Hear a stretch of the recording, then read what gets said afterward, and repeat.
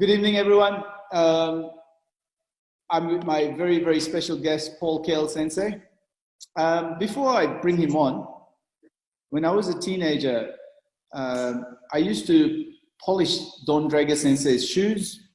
I used to take him his mail, take him his meals when he stayed at my uncle's dojo. And I'm not dropping names, but one day I took him his mail, and one letter read Major Don F. Drager, the other one read Professor Don F. Drager, and the third one read Sensei Don F. Drager. So I took him his mail, and I stood there, and he said, yep. And I said, can I ask you a question? He said, yeah. I said, which is it? Professor, Major, Sensei? And he looked at me and said, a little bit of everything. So, Cale Sensei, you're a Shihan, you're a retired sergeant, you're a coach at the Australian Institute of Sport, you're the head coach of the Australian Armed Forces, you're a teacher of other martial arts as well, so you have the title of Sensei, Shihan, Professor, retired sergeant, all these titles. Which is you? A little bit of all of them. You gave me the answer at the start. Perfect. Yeah, well, I shouldn't have said that, should I? But yeah. Okay, so how do you bring all these together? To start with, by not trying to bring them together, and just understanding each of them for what they are. And then it's just over time, they start to blend. So it'd be like, it's like if I try to make something look like karate or judo or aikido, that's one thing. But I think if you're not trying to make it look like karate, and people say that's karate, and other people go that's aikido, and other people go that's judo, and you're not trying to be any of them, then that's when you sort of feel like that it's a natural blend. You know, or I'm teaching the military, I'll teach stuff that we do in the military, and people go, oh, it's got a lot of aikido sort of elements to it, and I'll go, yep. And then other people would say it's got a lot of Brazilian jiu-jitsu elements, and I'll go, yep. And people say it's kind of like karate, I'll go, yep. It's really what you want it to be, because it's just I don't try to make it something, it's just a blend. And that's sort of what I am. I'm just I'm a blend of my lifetime experience now, not any one in particular. Okay, so look, in my experience, it takes a special kind of person who can study different martial arts, put it together. I'm not one of those. I'm I focus on one thing, and that's me. We've known each other a long time, and folks will talk about our past history a little bit. But for now, the most amazing thing about Cale Sensei, and I noticed of Don Drager Sensei as well, was they can bring different things together. They can study different martial arts, bring things together. What's the secret to doing that? I think the secret to that is stop looking for answers and start looking for the right question. So I think I hear a lot of people saying, what's the answer? What's the answer? And I go, well, what's the question? And they don't have an answer. So, you know, you need to start, I guess, having a question that's worth answering, and then the answers will appear to you, and solutions will come. Let me stop you there a second, okay? That's almost like a Zen proverb. Can you give me an example? Be a little I'll give. Okay. Yeah. It's interesting you say that, because I read a lot of martial art books. I'm very fortunate to have a lot of classic books from different martial arts. Many of that are out of print now, written by founders and you know, first generation students and so on. And when I first read it, I would say, oh, that's a lot of philosophy or certain thinking, and I never made a relationship between the two. But now it makes a lot of sense, and so many things overlay each other now, And so what's an example? An example is me teaching the Army Combatives program, or KFIC. It's deliberately not labeled anything in particular, so that, you know, it's just what we need to do the job. And it's really more about tactics over technique. And there's even something to say about that in martial arts. And that's when you start to realize, because you know, I might be talking about combat stress and breathing techniques to deal with stress.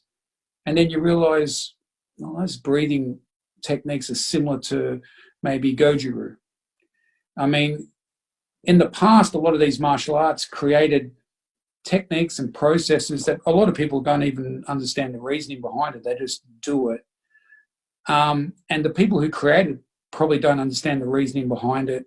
It's just that that school has survived to this day because it worked. And if it works, then you just keep doing it and you teach the next generation, hey, this worked, so do this. Not understanding the psychology or the physiological effects behind what you're doing. Whereas today we now have science that will tell us, you know, do this and do that. And you'll always find elements in old martial arts. You'll find somewhere an element of those things. And for me, I've just defined my question, and now I'm finding a lot of answers. So my question is now, what's true for all confrontation? What's true? You know, I find when I say all confrontation, you don't have time to choose the type of confrontation you've got unless it's a sport. Unless you walk into a dojo and you go, this is the style of what I'm doing, and this, oh, they play combat sport here and here's their rules and so on. Then you can choose. But dealing with confrontation, you can't sit back and hope for it to be, oh, he'll probably just punch on with me, or I hope he's not drunk, I hope he's not armed. You've got to think worst case scenario. And if you think worst case scenario, then what is the worst case scenario? And what do I need to be aware of? And if I'm in the worst case scenario and I'm unarmed, then what do I need to be aware of? And then if they injure me first, what allows me to keep fighting when injured? So that's the sort of, I guess, where I look at it. With the military, I have to also look at what can you do in 1 day's training, 2 days training, 5 days training. So you're limited by time as well.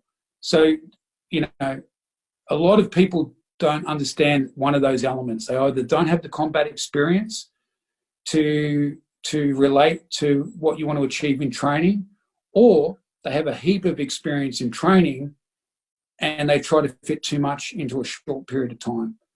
Things like that. So it's just, okay, here's your time frame, here's what these people want to achieve. And that's why I'm able to get one message across to police, one message across to army, one message across to Aikidoka, one message across to judoka.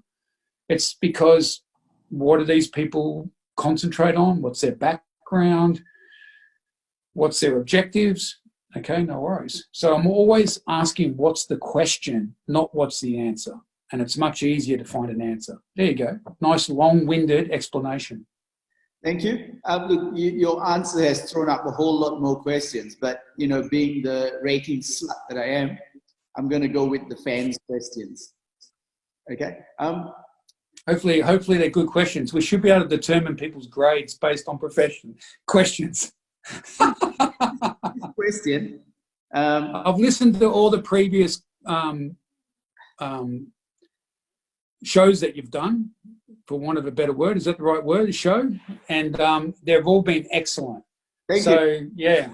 So heard that? you know, it's share the hell out of it. Okay, sorry. This goes back to what we talked about before, but I need to ask this anyway. It's from someone from Malaysia. His name is Ashwin. He says, how do you incorporate the different martial arts styles that you've learned into your own style of combat, or when you're in the field?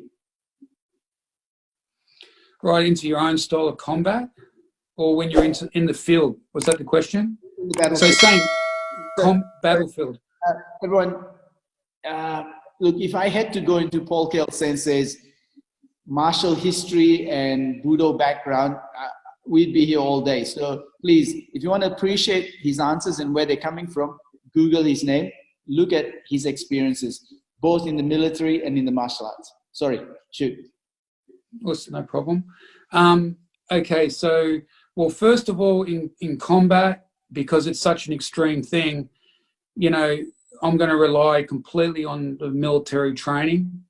And that's you're weaponized. You want to be able to make an effect on your enemy at the longest distance. Now, funnily enough, all martial arts, except for the modern day versions that we see today, want to affect the enemy at the furthest range. That's why people have long spears, all different societies. Pretty much every culture created a bow and arrow. Like, this is, you know, it's a deliberate thing to not let the enemy get close to you and affect them as far as possible.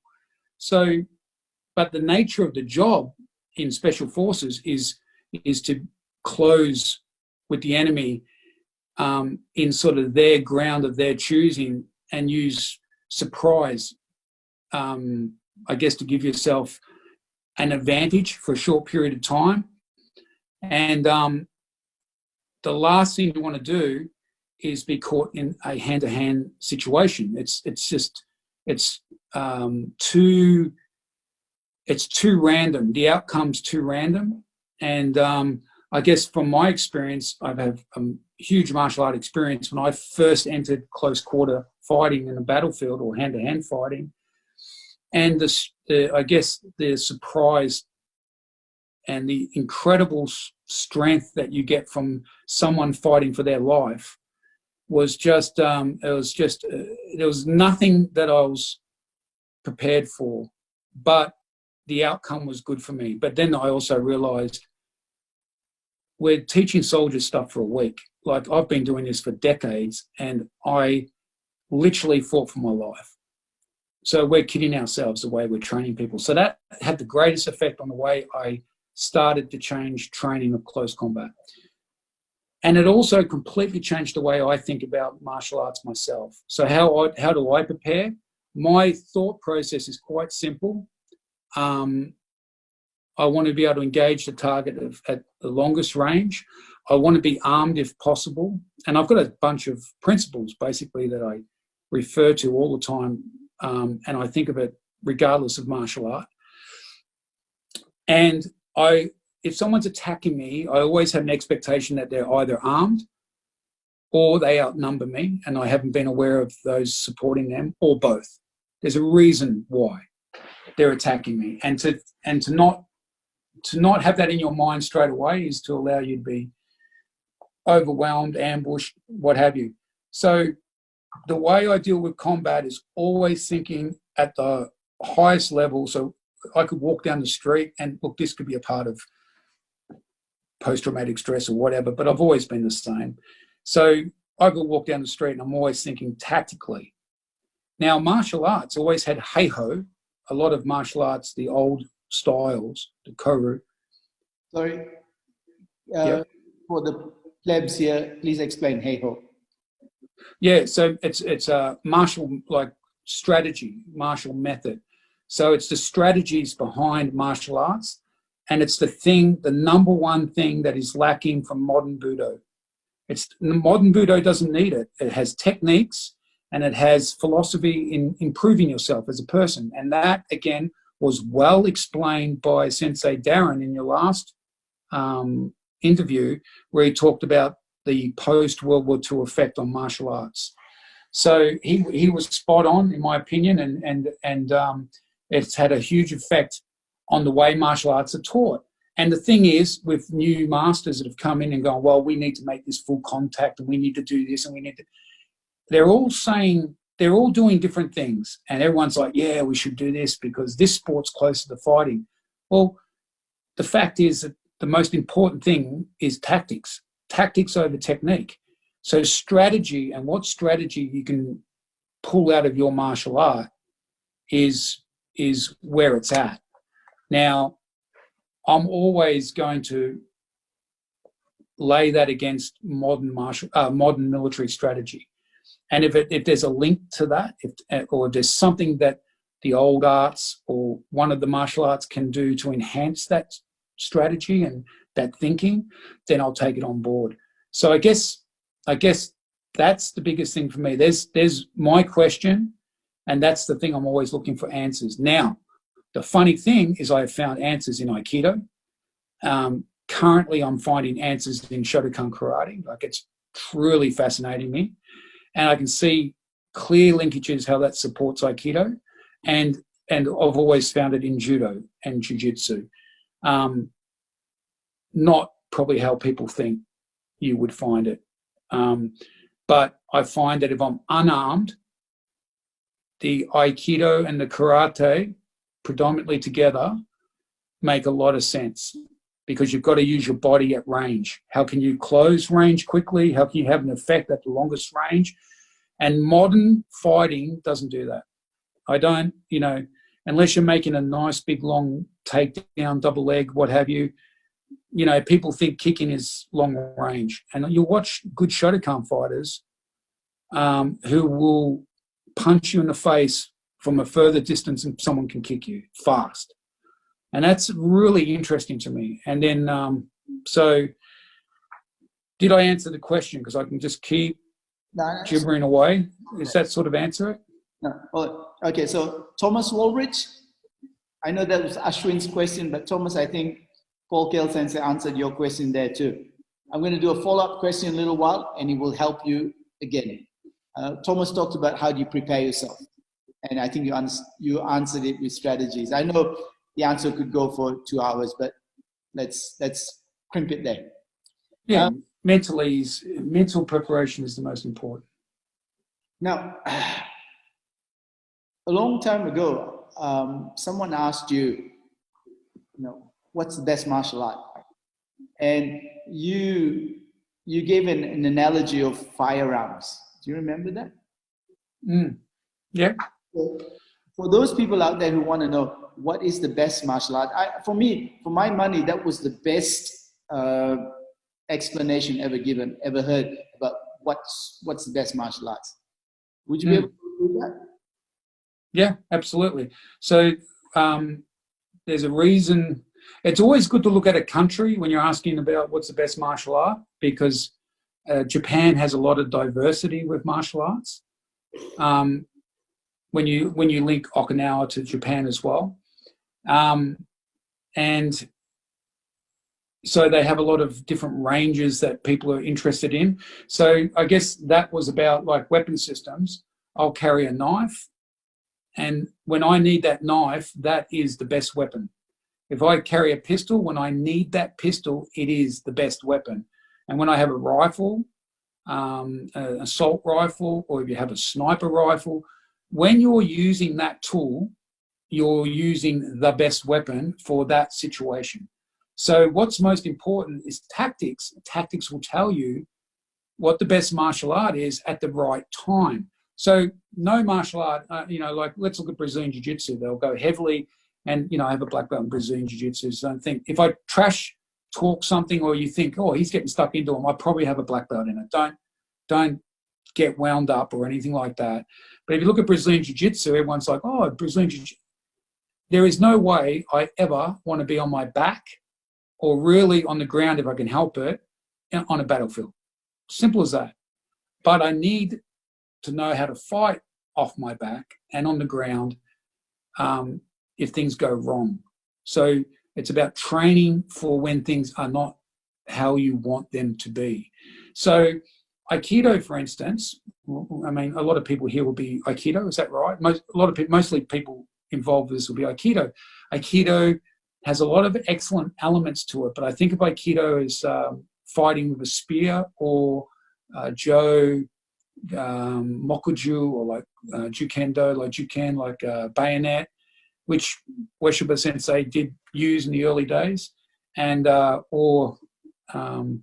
so imagine having a weapon, and you're clearing someone off your weapon, or you've lost your weapon and you're trying to close in on someone, what have you. It's very good for that. But as soon as somebody's at extreme close quarters with you, or you've fallen to the ground, then you're going to say, well, I would probably want judo to support that. Or if you're at range and you want to have a powerful impact of someone without a weapon, you might say, well, I want to, use a oiski or something. So, yep, it comes down to situation, and the martial arts are sort of derived from different things that used different ranges and so forth. And they look very different today than what they did in the past, and they're much more, linked to each other in the past. Okay.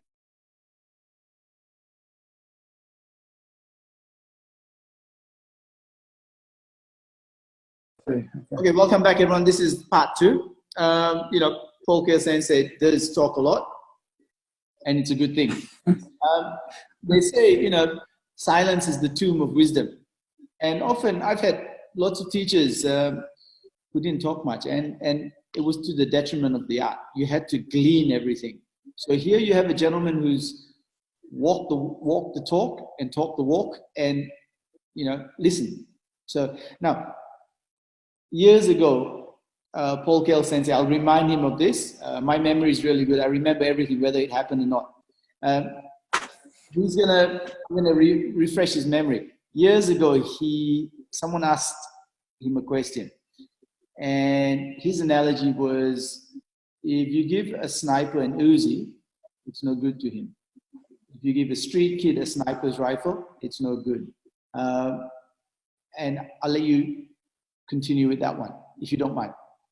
Yeah, so, a sniper with a sniper rifle and all the tactics and skills that go around that will use that weapon at its best, deploy the weapon and give it its best use. And an assaulter will want to close with the enemy, and they'll use close quarter tactics and so forth and so on. So again, it's the tools that suit your temperament and what you're about.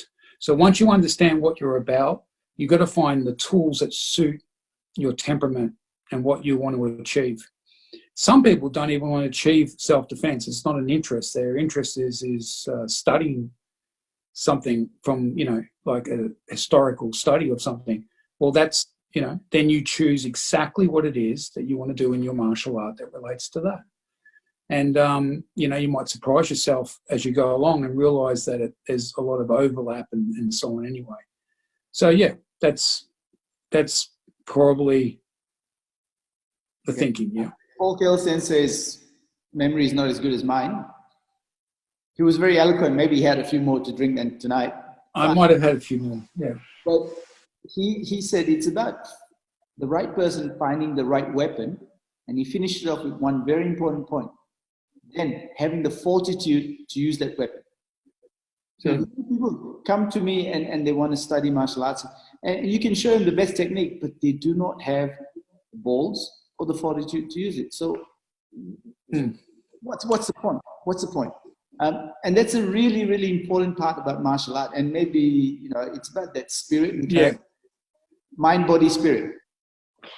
I would have been, now that you've said that, I would have been heavily involved in studying capacity of violence if I had said that. So it's interesting because even when you ask a question, it comes down to what I'm really involved with in learning about. And at that stage, I was really into understanding the human's capacity of violence and how that differs in people.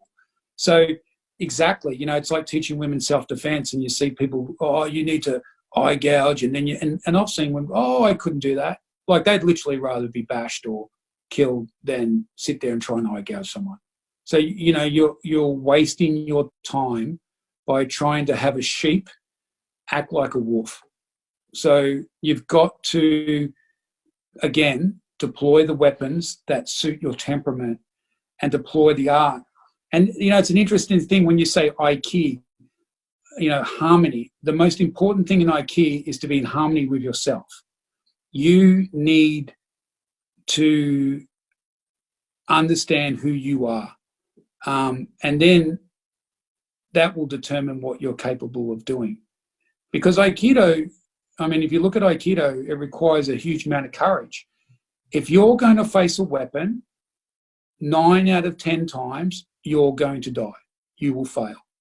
So just even standing there and contemplating that and then doing that is a very, that will require immense courage. So it's the opposite to say anything less of really what Aikido's showing you through its training.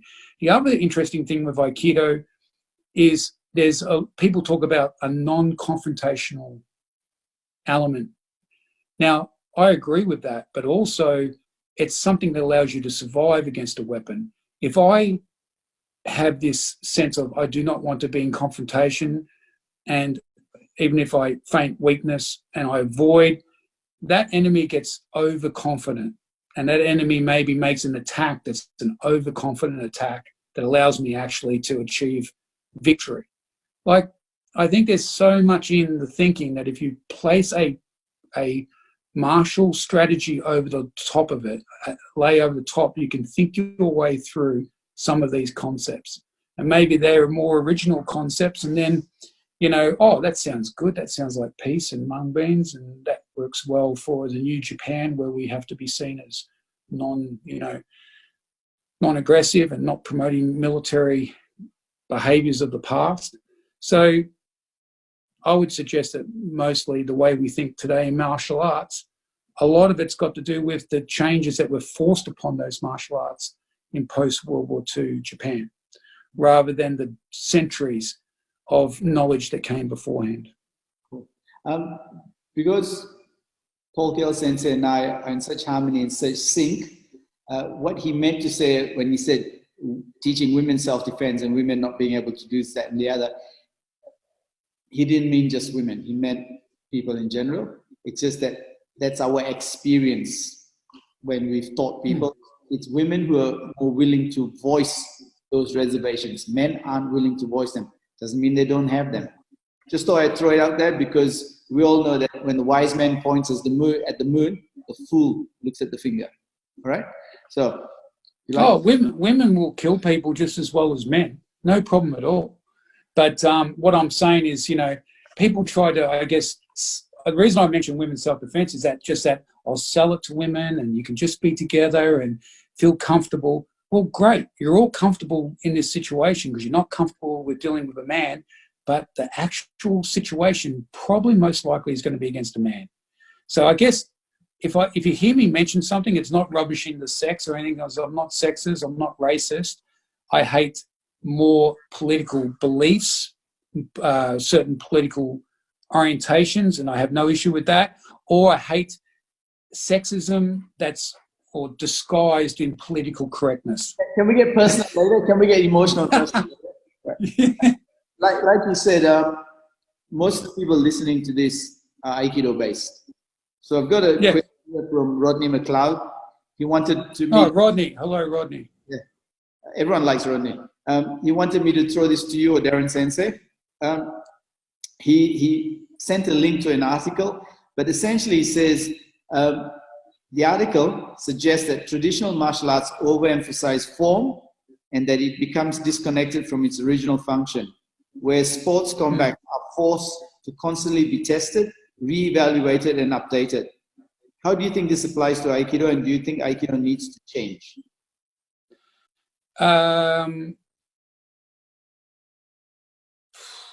Okay, I'll answer the second question first. Aikido does need to change. It needs to change back into what it originally was. So, and when I say Aikido, I'm talking about Ueshiba Sensei's teaching of it.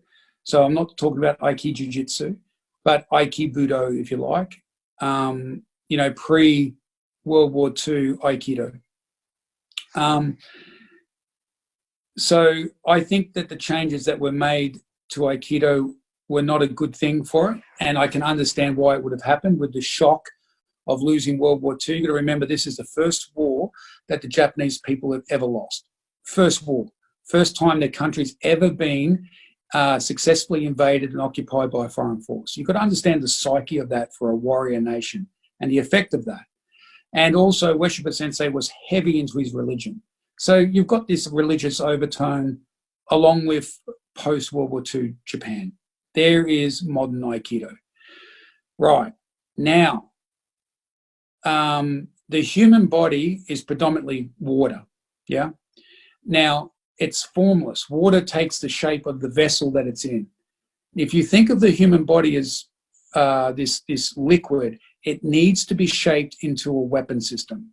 So one of the best ways to do that is to put a weapon in your hand, and you will change. And that's why Aikido people that study weapons, that have exposure to weapon training, get a different sense. You know, you see the instructors from Aikido, from Yoshinkan, from, doesn't matter the style, when they expose themselves to weapons, you have to, the weapon won't bend, won't move. So you shape to the weapon to best use the weapon.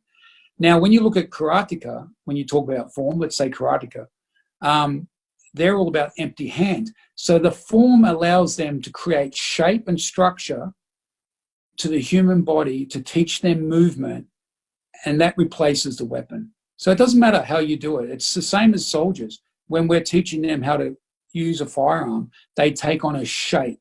And when you take that firearm out of their hands and you tell them to close like you're closing with a firearm and so forth, they will take on the same postures, same technique. So form is extremely important. And for anyone to say that combat sportsmen don't know form and aren't taught form before they become champion mixed martial art fighters doesn't know what they're talking about. Now, they may not learn karate, they may not learn Aikido, they may not learn a traditional style, but the forms that they're learning to punch properly, to kick properly, to grapple, there's structure and form to all of that. Doesn't matter. You cannot avoid it. And all they're talking about is a sport that allows you to kick, punch, and throw. You can't have two against one. You can't have a weapon thrown into the cage for you. So to sit there and say it's the ultimate it's not. It's just a very good experience for a combat sport. So that's it. Okay, so let me pick you up on something. So you said, I mean, I have no trouble with anything you said, but on a previous question, you said that if you don't want to practice Aikido to ever use it, martial arts to ever use it in a real situation, that's fine. If you want to do it for some historical value or some esoteric value, I'm reading into your question, that's fine. But now you say that, no, you must study the form and you must. How do you reconcile the two? No. So what I'm saying is if you want to be able to fight, you'll have to study form. You have to have, like Yoshinkan, the reason Yoshinkan does well in the early stages of Aikido is because of form. It teaches people form and structure. And when you look at a Yoshinkan Aikidoka compared to others, that form comes out and it's very, very good. I just think the Yoshinkan should dump it faster. You know, like, yeah, good, you've got your form, now learn how to free play and let that form just fit in, you know, rather than teach you, hundreds of ways of applying form. So that's the same sort of thing. That makes sense. If you might have that form to kick off, then you need to learn the free play and answers that come naturally to problems. So and all I'm saying that if you want to study the historical martial arts, and if you have no interest about self-defense, then you just have to do what the martial arts is showing you. You don't have to think about self-defense or fighting. But that's where I said it might surprise you, because you're actually probably learning stuff about fighting that, down the track you'll realize. Okay. So I'm going to have to ask you for shorter answers because there's something at the end that I want to hit, right? Okay. I can do really short answers. I can be like a Spartan and almost just yes, no. No, not that. Okay.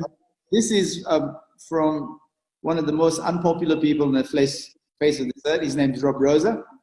I've heard much about him through your Facebook. Yeah. With the popularity of MMA and other forms of hybrid martial arts becoming popular, is there something that Aikido can do to compete with these pop-ups? And while I understand that Aikido is a traditional form, I'm asking what you think the future of Aikido is. Well, I agree with you with the word when you said one of the most important things in martial arts is reiho. So I would say there's two things, heiho and reiho. So strategy and, etiquette.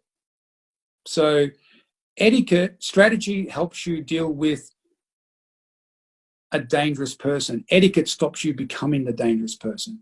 Etiquette stops you being the idiot that everyone's learning martial arts to protect themselves from, right?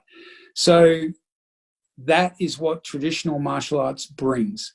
That's what Butoh brings. Butoh is a form of stoicism that is wrapped in a practical application, you know, a way of practicing it. But it teaches you a lot of elements. And did I answer it? Did I answer it? Did that answer it? If you didn't, I'll hear from it. Yeah. So Aikido, look, Aikido can do a lot. It's just, you know what Aikido's got to do? It's got to stop trying to be everything else and start being what it is. There's a lot to Aikido. Let me ask you a question, right? And in a roundabout way, you're going to answer the question you just asked or you just alluded to. Me and a lot of traditionalists like me always quote our teachers when we speak. We always quote our teachers. Our teacher said this, my teacher said that. David Dangerfield quoted Nishioka Sensei a lot. And we all quote teachers, me too. Right? You haven't quoted even one teacher. You've said, this is what I believe, this is what it is, this is how it is. I'm not saying good or bad, but why? What's the difference between how you think and how we think?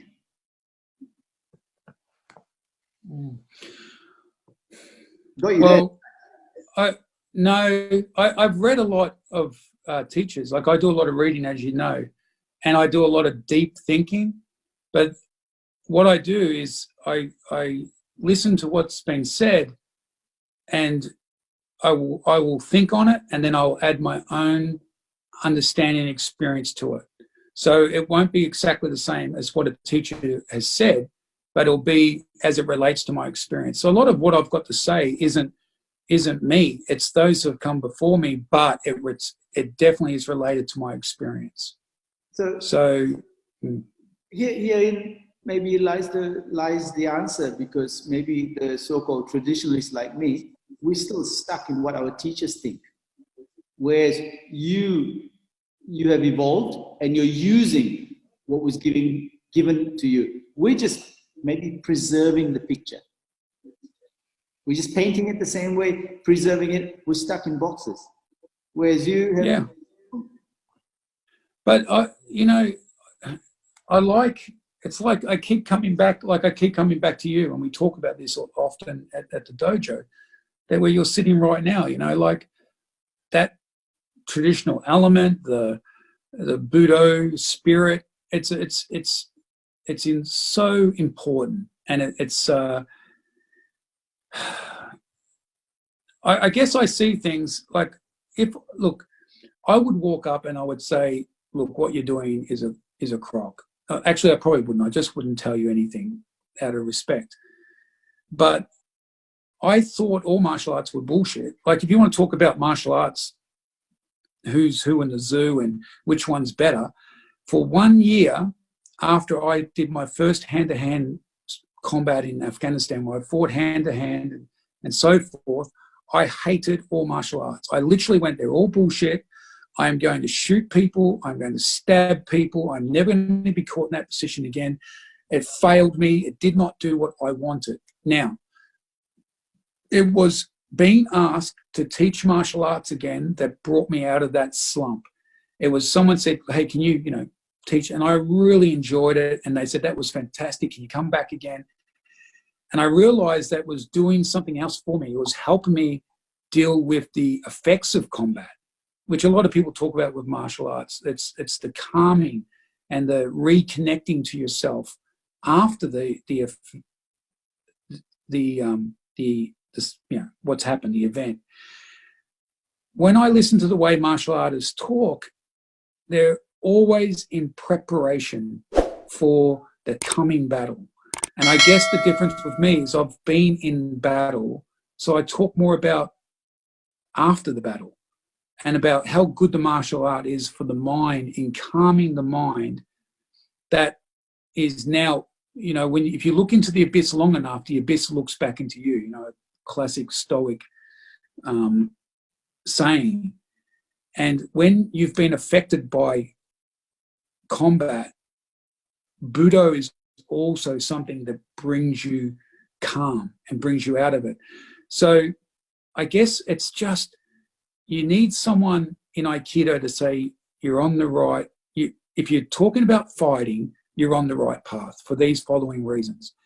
And when I see Aikido guys showing you what to do against a jab cross and how to make Aikido, I just cringe, because Aikido is about fighting at distance against weapons. That's what it's about. You only have to look at the techniques to understand that. So stop trying to make Aikido fit dealing with a boxer. I mean, if you're that close, you should have already done your Rimi ski. You should have already been through their face with your Rimi technique. Or keep your distance and allow that person to chase you down. If you look at Juwaza, the reason Uke runs at you is because you're always maintaining distance. And I have shown this in military training. And the beauty of training soldiers is I've got a bunch of guinea pigs and they won't know anything about Aikido or anything like that. And I'll just keep distance and you'll just get this guy frustrated and they charge at you and you just coat hanger on. Oh, shit. That must be Aikido. It's a strategy that allows you to fight the way you fight. And if you're not following the strategy, you're not going to be able to do Aikido. So you need the strategy that overlays on the technique of Aikido. And if you don't, if your whole idea is get close, then you should learn Judo because you're going to need Judo. So it comes down to what's your strategy and stop using close quarter strategy for a medium distance martial art or a long distance martial art. Okay, everyone who does Aikido, replay those last 4 minutes and there you go. That's worth the price of admission right there. Now, look, I met Paul Cale Sensei in 1990, 91, something like that. And, we got to know each other and we've got along really well. Every time he's been away on tour or, serving the country in places I don't want to mention, he's always come back and seen me and we've had chats. And, he's talked to me when he's been in a good place. He's talked to me when he's been in a bad place and vice versa. I've sought out his counsel when I've been in not such a good place. And we've talked when we've been in, up and down. We've shared our experiences, life experiences. Now, for a man who's, I hope you don't mind me saying this, who's suffered from PTSD and who's, had it really hard. And I know from what he's told me, he's had it really hard. And a lot of people right now, and this for me is really close to home at the moment, are facing really bad times with your business, your family, you're stuck. You don't know what's going to happen after this COVID-19 blows over. I don't know if my dojo is going to survive. How do you deal with that kind of scenario, Paul Sensei? Well, it's like the battlefield. The enemy always has a say. So, everything's going along well. It's following your plan. The enemy will never follow your plan. And if you want to think of COVID-19 as the enemy having an effect on you, they've had a huge effect. They've smashed you. They've knocked out one of your platoons, and you've taken some serious hits. And you need to, you just got to stay the path. And this, what I would say is, look, everyone says, head up and horse. This is where you truly get to understand the term horse. And this is what, you're speaking about. It's pointless to say horse every time you're in the dojo. And I'll say horse all the time because I'll live it. And if you live it, you can say it. But you say it with conviction. You don't have to be reminded to say it. It's like I watch horse, and then you throw someone around for a while, or you do kumite or whatever, and they suffer and you don't hear horse. That's when you should be hearing horse. Take this hard time as being the condition of being a human. This is what a human is. We try so hard not to suffer what it is to be alive and be human, that we almost believe that we are immortal. We almost believe that our plans will come, will play out. They won't. And the true sign of strength is when it's not going your way, and yet you come through it stronger. And that is the secret of Butoh. And I think if you can now look at this, and instead of avoiding it, actually look at it and stare it in the face and go, well, what is this now? And how will the world look after this? How will I look after this? And it's how you come out. And it's a little bit very Japanese, this sense of not losing face. Do not stop being the person that you want to be. You can't control what happens to you. You can only control your reactions to what happens to you. And so you control your reaction to the current situation. And it can be terrible, but the thing is, treat it as a test. And when you talk about, you think differently because of the experience, well, here's your chance to have a terrible experience. Here's everyone's chance to actually realize what it feels like to not be in control. And the battlefield can feel like that, where you go, I don't know if we're going to live today. And once on the battlefield, normally, you can have some horrendous battles, but only once on the battlefield, and it wasn't the time I fought hand to hand. Once on the battlefield, when we took wounded, 3 wounded within minutes of landing, and every team was in contact. I think 5 or 6 gallantry awards were won by 14 soldiers in one battle. That was the time where I thought we may not survive. And it's what you go, well, regardless, I'm going to be an Australian commando today. Whether I survive or not, whether our team is wiped out, we are going to let the enemy know who we are. And that's what you do. Now, you might say, well, we're all Australians. Australia's too big a thing to say we're all Australians. But you can say, I'm a Butoka. I'm a Butoka, and dealing with adversity is what we are all about. The reason we wear a white gi is white in Japanese culture is death. I've got this white gi over with my clothing over the top, entering in the battle is willing to face death. We have to remember where what we do comes from and practice it. Things are bad, and things could get even worse. I actually think your virus is your least of your worries. It's going to be the worldwide, depression or deep recession. That's going to be the thing that hurts people. You know what? Okay. You just face it. You stand there like a man or a woman who has done Butoh, and you look at it in the face and you stare it down and you say, whatever comes at me, I will face it. And that's how I think about it. Was that a little bit over the top? No. We could go on for hours, but I think that's about our time's up. As usual for my show, you get to say the last word, and then I'll sign off. Okay, well, I've noticed you've asked people what to do during their time down. I would say think. Start looking and rereading and rediscovering your Butoh. Get on to YouTube. It's an incredible time now. You can get onto YouTube and you can listen to 6, 7, 9 and 10th dans, 8th dans, talking and doing seminars. And I'll listen for hours to seminars just to hear one thing that I haven't heard before. Just to go, that changes everything. So think, stop trying to find answers, and start having a decent question in your mind, and the answers will come. Okay, everyone. Look, whenever Paul Cale Sensei talks, I listen, and I could go on for hours. I could listen to this man for hours. It'll drive me to drink, but I could listen to him for hours. He's not just a good friend, but a phenomenal martial artist and a great, great human being. I said to him once when I first met him, I said, "You like coming across as a knuckle dragger, don't you?" And he says, "Well, it serves the purpose." And he's the kind of person who will do what needs to be done to get the job done. And for me, that's what martial arts has taught me. That's what also has taught me, to get the job done and to do it to the best of your ability. And for me, this man epitomizes it. I know I said he'd have the last word. Hey, my show, guys.